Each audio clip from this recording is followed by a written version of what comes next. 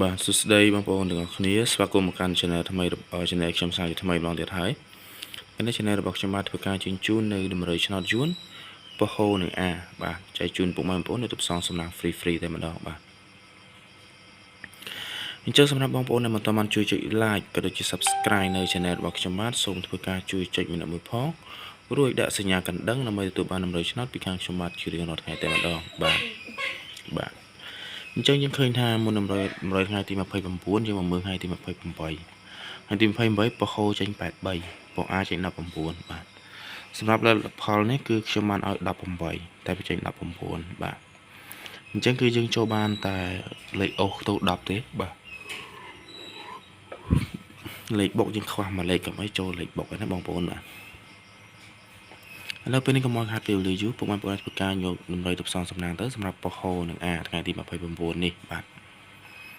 បាទពីរលេខគឺមាន78បាទ78បាទ12បាទ12 63បាទ63 07 07និង51បាទនិង51បាទខ្ញុំជជូនភាសាទៀតគឺមាន78 12 63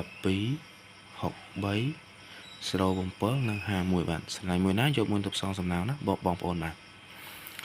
តើតើលេខបុក2លេខនេះខ្ញុំគាត់ថាហើយអាចនឹងខ្ទង់7និង6ភាគច្រើនណាបងប្អូនបាទដល់យើងកុំឲ្យខាត់ពេលវេលាយើងចូលលេខអូសខ្ញុំធ្វើការអូស7អូស10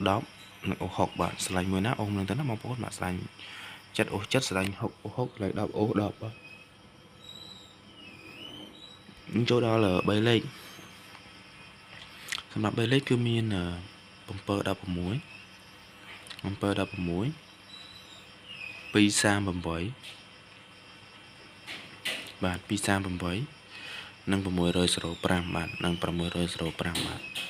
អញ្ចឹងទាំងអស់នេះគឺជាតម្រុយឆ្នោតយួនពហោនិងអាសម្រាប់ថ្ងៃទី29ខែ4ឆ្នាំ2025នេះបាទពីខាង admin ក៏សូមអរគុណសូមជម្រាបលា